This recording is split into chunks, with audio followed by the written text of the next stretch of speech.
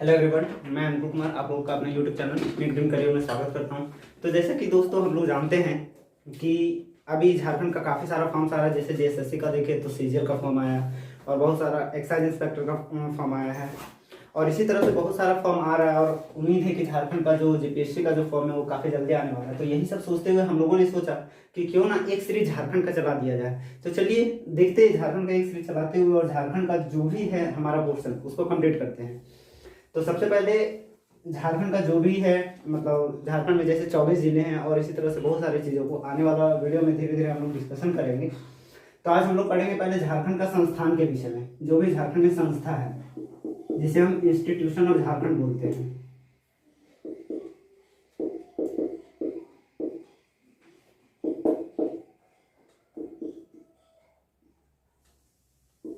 देखिए, institution of Jharkhand यानी कि झारखंड का संस्था। तो इसके अंदर बहुत सारे संस्था हैं, तो एक करके हम सबको देखते हैं। जैसे सबसे पहला मेरा आता है, अगर हम देखें तो Jharcraft.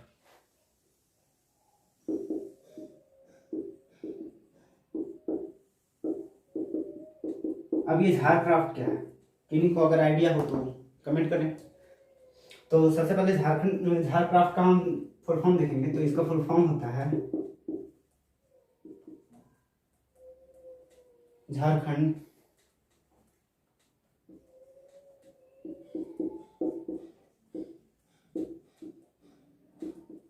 Silk textile and handicraft, Jharkhand silk textile and handicraft development corporation.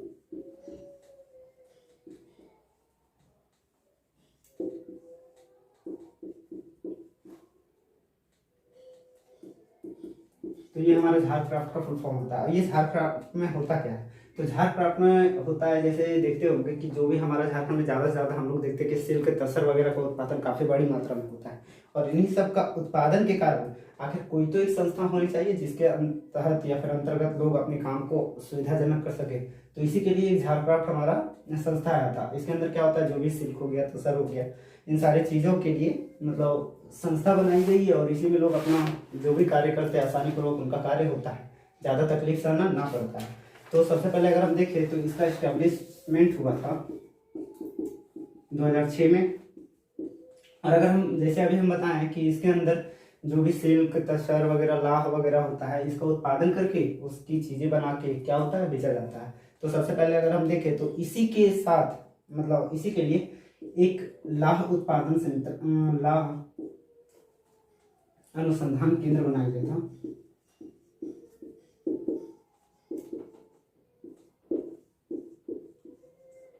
ये कहाँ बनाया गया था, तो रांची में बनाया गया था, रांची का नामकुम में।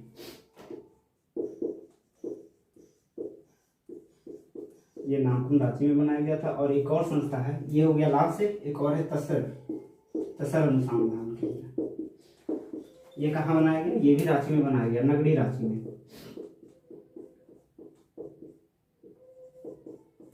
देखिए, ये जो झारक्राफ्ट के अंदर मेनली जो है हमारा झारखंड में 2 अनुसंधान केंद्र बनाया गया। एक है लाह से रिलेटेड, एक है तसर से रिलेटेड। लाह अनुसंधान केंद्र जो है सो हमारा रांची में बनाया गया था जो नामकुम में, और तसर अनुसंधान केंद्र बनाया गया था नगड़ी रांची में। और इसका इस्टेब्लिशमेंट हुआ था 1924 में और इसका हुआ था 1964 में। ये हुआ हमारा झारक्राफ्ट के विषय में। तो ये एक संस्था हो गया झारक्राफ्ट। इसी तरह से और बहुत सारा हम देखेंगे। तो पहला हमारा इंस्टीट्यूशन हो गया झारक्राफ्ट। आइए दूसरा देखते हैं।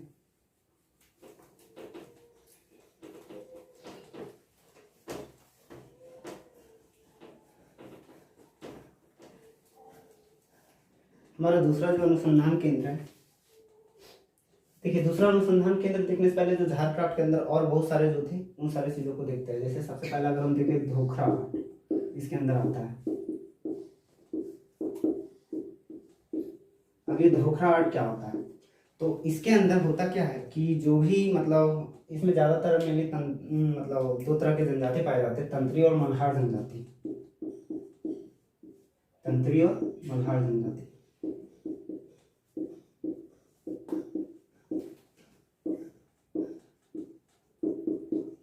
इसमें क्या होता है कि ये दोनों जो जनजाति है, पहला तंत्री और दूसरा मल्हार, इन दोनों जनजातियों मिलकर क्या करते हैं, चीज़ों का उत्पादन करते हैं और वही उत्पादन को फिर क्या करते हैं, मार्केट में बेचते हैं। और ये धोखा आर्ट तो कुछ वैसा है नहीं, बस इसमें मेनली यही ध्यान रखना कि इसमें जो भी चीज़ें वस्तुएं बनाई जाती है वो मेनली कौन कौन जनजाति बनाता है, तो पहला बनाता है तंत्री जनजाति और दूसरा मल्हार जनजाति। और इसी तरह से एक और देखेंगे हम वुड क्राफ्ट, पहला हो गया धोखा आर्ट, दूसरा हो गया वुड क्राफ्ट। अब ये वुड क्राफ्ट में क्या होता है, अगर हम वुड क्राफ्ट में देखें तो इसमें होता है कि तांबा और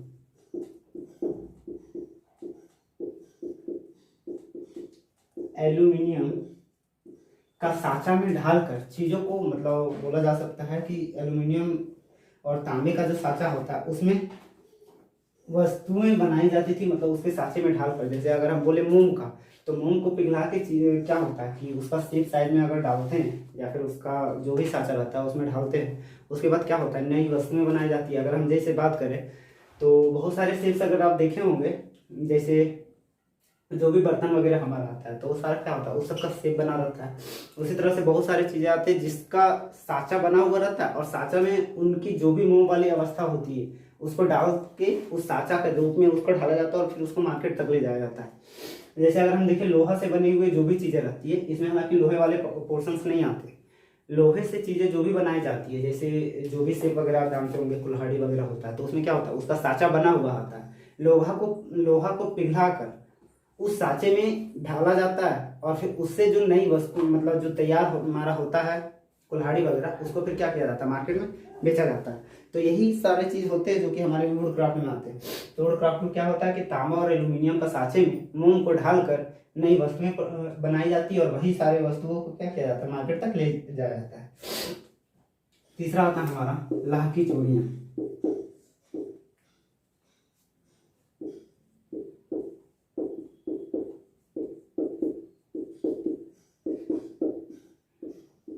अब ये लाह की चूड़ियां में क्या होती है, इसमें ज्यादातर देखिए यहाँ हमको वर्ड से पता चल जा रहा है कि इसमें क्या बनाई जाती होगी, चूड़ियां बनाई जाती होगी। तो लाह की चूड़ियां में क्या होता है, जो भी लाह उत्पादन होता है हमारा या फिर जो भी लट्ठे वाले पोर्शन होते हैं उससे क्या होता है, चूड़ियां तैयार किया जाता है और फिर इन्हीं सारी चूड़ियों को क्या किया जाता है, मार्केट में लेके सेल किया जाता है। ये तीसरा हमारा हो गया लाह की चूड़ियां। चौथा है हमारा गोंडा ग्रास।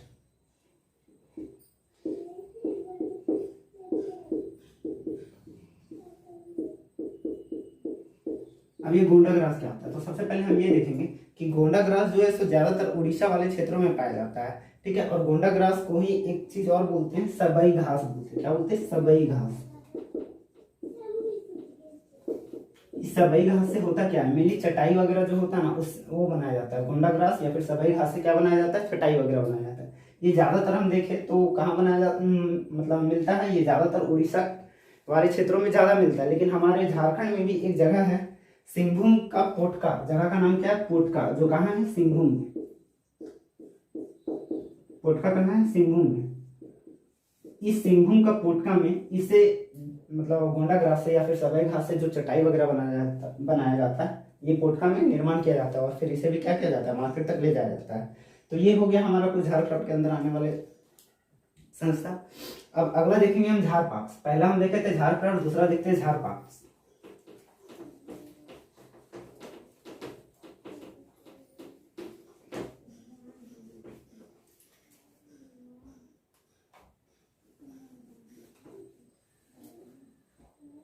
दूसरा है हमारा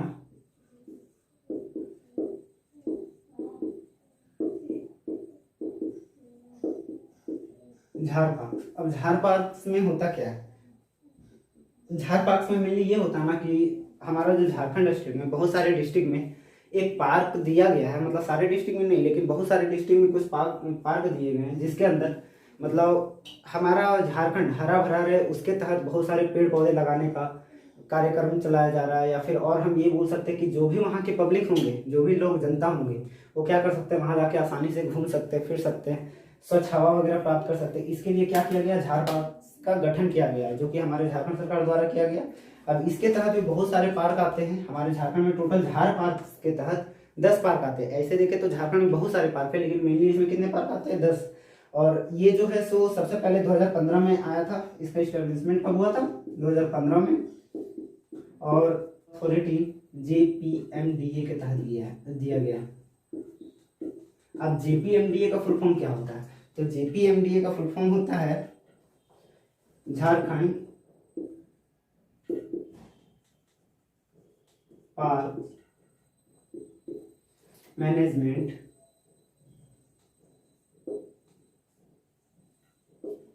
डेवलपमेंट अथॉरिटी। क्या होता है, और चर्चा करते हैं कि झार पार्क का गठन कब हुआ था? 2015 में। झार पार्क को अथॉरिटी JPMDA के तहत दिया गया और JPMDA का फुल फॉर्म होता है Jharkhand parks management development authority. ये किसका फुल फॉर्म हो गया? झार पार्क्स का। और हमने अभी क्या बताया था कि इसके अंदर टोटल 10 पार्क आते हैं। कितने आते हैं? 10 पार्क आते हैं। अब ये 10 पार्क कौन कौन से हैं एक करके हम लोग देखते हैं। तो सबसे पहला हमारा आता है जो कि हमारा और मांझी में है, भगवान बिरसा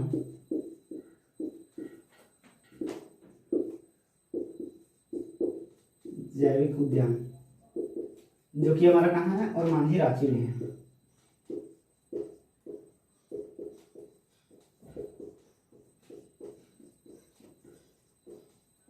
पहला हो गया हमारा भगवान बिरसा जैविक उद्यान, जो कि कहाँ है? और मांझी रांची में। दूसरा है दीनदयाल पार्क रांची, दूसरा जो भी है ये भी कहाँ है? रांची में। इस पार्क का नाम क्या है? दीनदयाल पार्क।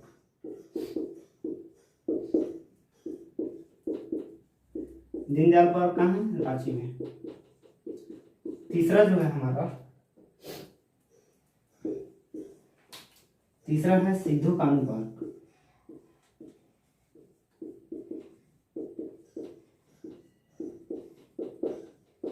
ये भी हमारा कहाँ है? रांची में ही है। सिद्धू कानू पार्क कहाँ है? रांची में। चौथा है हमारा ऑक्सीजन पार्क।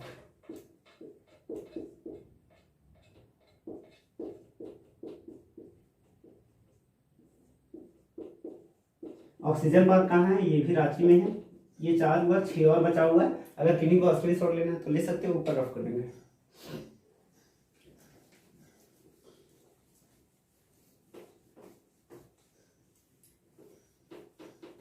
चार हो गया। पांचवा है हमारा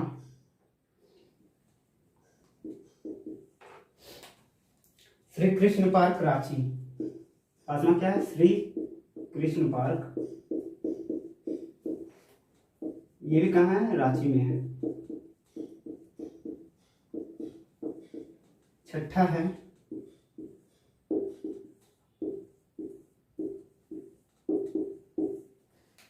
हमारा नक्षत्र वन। छठा पार्क का नाम क्या है? नक्षत्र वन। ये भी कहाँ है? हमारा रांची में है। सातवां है शहीद निर्मल महतो पार्क। शहीद निर्मल महतो पार्क ये कहाँ है? ये हमारा हजारीबाग में स्थित है।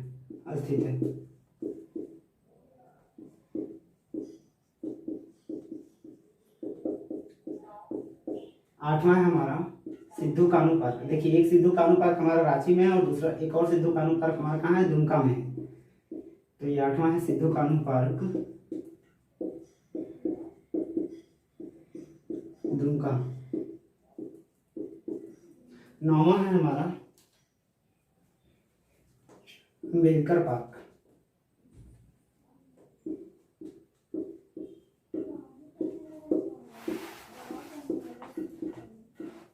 और 10वां है हमारा घोड़बंधा थीम पार्क।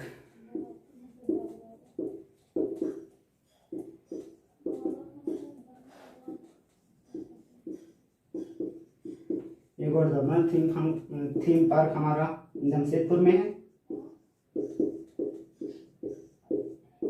और जो हमारा अम्बेडकर पार्क है ये है हमारा सिल्ली में। कहाँ है? सिल्ली में। ये हमारा हुआ 10 झार पार्क के 10 जो 10 मतलब पार्क है वो हो गए। स्क्रीन शॉट कर सकते हैं। अगला संस्थान जो है हमारा जियाड़ा है। क्या है? जियाड़ा। अब जियाड़ा क्या होता है? जियाड़ा का फुल फॉर्म होता है Jharkhand industrial area development authority. मतलब इसके तहत जो भी इंडस्ट्री के लिए एरिया जो डेवलप किया गया है, जिसके तहत हम ये बोल सकते हैं कि अगर सपोज किन्हीं को कोई फैक्ट्री वगैरह इस्टेब्लिशमेंट करना हो तो उसको सबसे पहले बहुत सारी चीज़ों की आवश्यकता होगी, जैसे पानी का आवश्यकता होगा, जमीन का आवश्यकता होगा और बहुत सारी चीज़ों का आवश्यकता होगा। तो देखिए होता ये है ना, सबसे पहले टॉपिक का नाम लिखते हैं हम, जियाड़ा।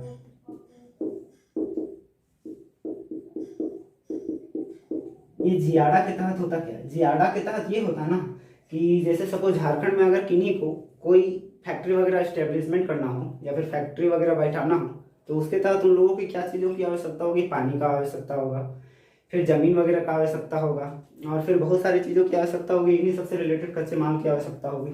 तो देखिए होता ये है ना कि जैसे अगर हमें पानी का आवश्यकता है तो हमें जल विभाग में जाके परमिशन लेना पड़ेगा। अगर ज़मीन का आवश्यकता है तो कहीं ना कहीं लैंड से रिलेटेड जो भी विभाग होगा वहाँ जाके बात करना होगा। अगर हमें इलेक्ट्रिसिटी का ज़रूरत हो तो क्या होगा? इलेक्ट्रिसिटी विभाग जहाँ होगा वहाँ जाके बात करना होगा या फिर वहाँ से जाके हमें अथॉरिटी लेना होगा। तो इस तरह क्या होता है कि बहुत सारा झमेला हो जाता है, बहुत ज़्यादा झमेला हो जाता है, जिसके कारण लोग क्या होता है कहीं ना कहीं हतोत्साहित होकर लोग फैक्ट्री वगैरह बैठाना नहीं चाहते। इसी के कारण से या फिर इसीलिए हमारे झारखंड गवर्नमेंट के द्वारा एक संस्था चलाया जा रहा है जिसका नाम है जियाड़ा। इसके तहत होता क्या है? जियाड़ा एक ऐसी संस्था है जिसके तहत आपको मतलब अलग अलग डिपार्टमेंट में जाके नहीं दौड़ना पड़ेगा। जैसे अगर जमीन से रिलेटेड कुछ काम है तो ऐसा नहीं है कि आपको जमीन विभाग में जाके बात करना पड़ेगा, पानी से रिलेटेड है तो पानी वाले विभाग में जाके बात करना होगा, इलेक्ट्रिसिटी का जरूरत है तो इलेक्ट्रिसिटी वाले विभाग में जाके बात करना पड़ेगा। इसके तहत ऐसा नहीं, इसमें क्या पड़ेगा, क्या करना पड़ेगा? सिर्फ और सिर्फ यहाँ जाके आप बात कीजिए, यहाँ से आपका एप्लीकेशन को जो रहेगा वो अलग अलग डिपार्टमेंट में फॉरवर्ड कर देगा। मीन्स आपका सिर्फ और सिर्फ एक ही काम रहेगा कि आप जाके सिर्फ जियाड़ा से परमिशन लीजिए, जियाड़ा में जाके आप एप्लीकेशन लीजिए। उसके बाद जहाँ जहाँ आपका ज़रूरत होगा या फिर आपको जहाँ जहाँ जाने की ज़रूरत होगी, जैसे लैंड विभाग हो गया, इलेक्ट्रिसिटी विभाग हो गया, तो उन सारे जगहों से परमिशन कौन दिलाएगा? आपको जियाड़ा दिलाएगा। आपको दौड़ने की ज़रूरत नहीं पड़ेगी। तो सबसे पहले जियाड़ा का फुल फॉर्म देखते हैं। तो जियाड़ा का फुल फॉर्म है हमारा Jharkhand industrial area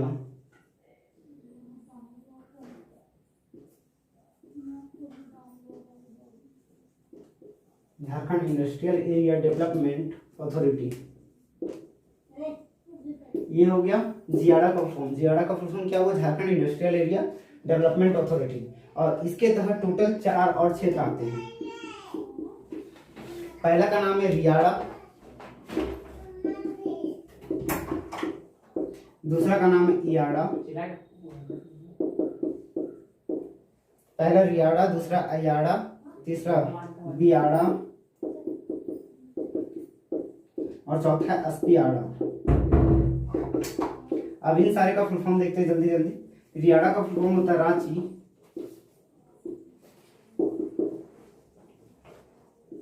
industrial area development authority. अयाड़ा का होता है Adipur industrial area authority development authority. बियाड़ा का होता है Bokaro industrial area development authority. इसी तरह से अस्पियाड़ा का होता है संथाल परगना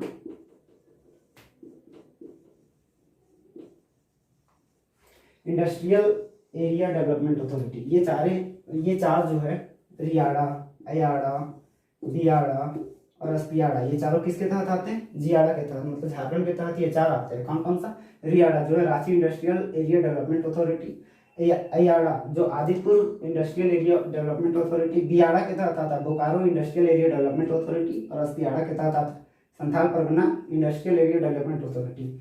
अब इन चारों को हम एक करके देखते हैं। तो देखिए अगर इसमें से हम बात करें तो मेरा जो सबसे पुराना है या फिर जो सबसे पुराना संस्था है ये है हमारा अयाड़ा। इसका इस्टेब्लिशमेंट हुआ था 1972 में और फिर सबसे जो नया है वो है अस्पियाड़ा, इसका हुआ था 2015 में। मेनली 2 देखना है इसमें, एक सबसे पुराना और एक सबसे नया। सबसे पुराना कौन सा है? अयाड़ा, जिसका मतलब स्थापना हुआ था 1972 में और सबसे नया है हमारा अस्पियाड़ा जिसका स्थापना कब हुआ था? 2015 में। ये 2 हो गया जियाड़ा के तहत। अब इसी के अंदर कुछ कुछ क्षेत्र आते हैं और अगर हम बात करें जियाड़ा का तो इसका जो मुख्य मेन ब्रांच है ये कहाँ है? रांची में है। मेन ब्रांच रांची में है।